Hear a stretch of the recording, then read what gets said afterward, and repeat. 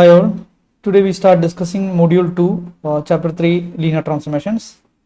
In section 3.1 we have definition.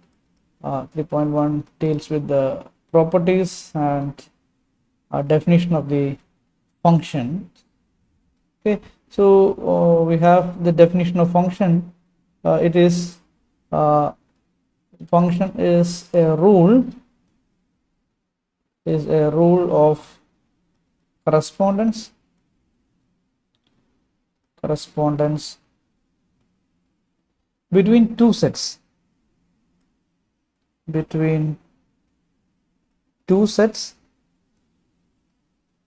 called a domain and a range, called a domain and range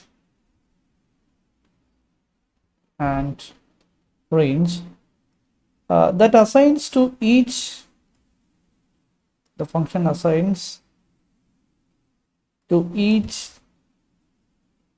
element in the domain, exactly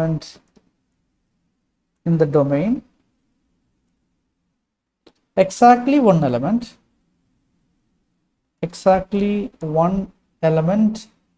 in the range,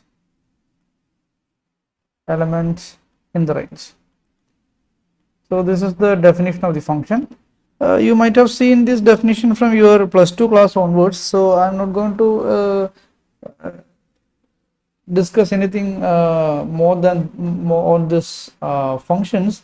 So you must go through the section 3.1, which deals with the definitions and examples, properties of functions. So I leave it to you as an exercise, and if you have any doubt, we can discuss it in the online interaction. If it is needed, you please let me know. And I directly go to section 3.2. So this is what we have expected as a new thing in your syllabus. This is linear transformation. First, we define what is a transformation. A transformation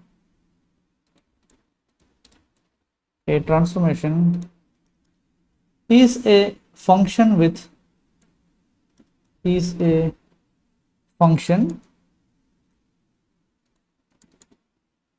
vector spaces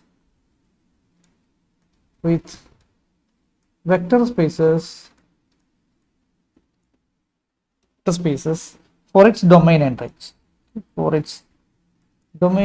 range. Both will be vector spaces, okay, and range. So this is loosely we can define a transformation in this manner,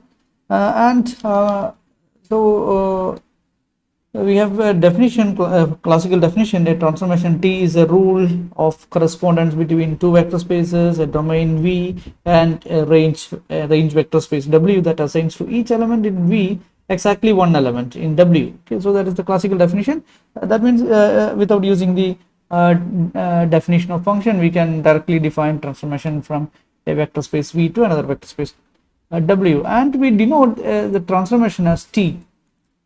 Okay, so this is the definition of the transformation. So we have two vector spaces, and we have a interesting map that what we called T. Okay, so this is the vector space V, and this is the vector space W, and if each V belongs to this, there is an element, a unique element W in W, such that T of V is equal to W, or we write this W is equal to T of V. Okay, T of V also can also be written as TV. Now we define using this transformation, we can define linear transformation. When do we say that transformation is linear? So the definition of the next is the definition of linear transformation. A linear transformation is also a transformation with some properties. Okay, a transformation T from a vector space V to a vector space W is linear if for any two scalars, if for any two scalars, scalar means the elements of f. Okay, so in order to define a vector space, we need to get a field. So if we are considering transformation t from v to w, then this v and w should be vector spaces over the same field, say f or something other, and elements of the field is called the scalars. We write scalars as arbitrary scalars as alpha and beta, and any two vectors, and any two vectors from V. First one is called U and the second one is called V. These are two arbitrary vectors, and this alpha and beta are two arbitrary scalars. So these elements are in V. So this is in the vector space V. Okay. Then we call this as a linear transformation if it satisfies the following result. Okay. So the following equality holds. The following equality holds. What is the equality? The equality is nothing but T of alpha times U plus beta times V should be equal to alpha times T of U plus beta times T of V. That means this will be true for any alpha and beta and u alpha scalars alpha and beta and vectors u and v. If this happens for any alpha, beta, u and v, we can say that this is a linear transformation. Okay, so this is the definition of linear transformation. Okay. For the special case, you can consider this. If this holds, then you can put alpha is equal to beta is equal to 1, then this reduces to T of u plus v is equal to T of alpha is 1, then T of u plus T of v. Okay, so if you put this alpha beta is equal to 1, then you can get this one. Okay, and if you put this beta equal to 0, this v equal to 0 or beta equal to 0, anything, both will be the same.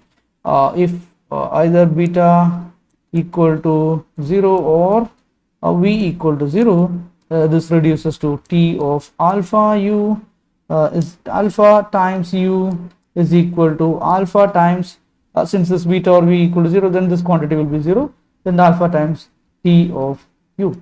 Okay, so this is the two remarks on this definition, or you can easily define this as the definition of linear transformation. If this happens, you can get this also. Okay, that means if you assume this definition, then you can easily get this one. Conversely, if you assume these two conditions, say 1 and 2, then this will hold. Okay, that is because first we write this T of alpha u plus beta v can be written as T of alpha u plus T of beta v by applying 1. Okay, then apply the second result, then you can get this expression. So you can also consider these two equations as equivalent to the definition. Okay, now let's see some examples. If we have a transformation t is from v to v, we have both the vector spaces are the same, and we define T of v is equal to k times v for all v belongs to v. So this is a scalar k, it's a fixed scalar k. Then we have this transformation. We can easily verify that this transformation is linear or not. So what is T of alpha u plus beta v?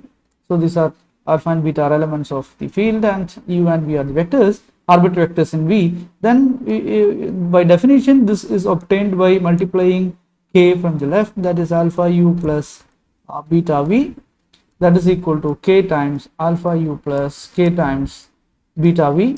So this can be written as k times this alpha u is nothing but this this alpha, since alpha and k are two scalars, you can write alpha k is equal to k alpha. So we replace that k alpha by alpha k times u plus similarly beta times kv, and we replace this ku by t of u. So that is alpha times t of u plus beta times t of v. So this shows that this t is a linear transformation. Okay, this transformation t is also linear. T is a linear transformation.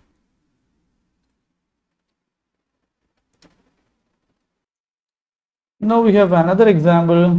So we have a transformation t from v to w. This is another linear another transformation defined by t of v equal to 0 for all v belongs to v.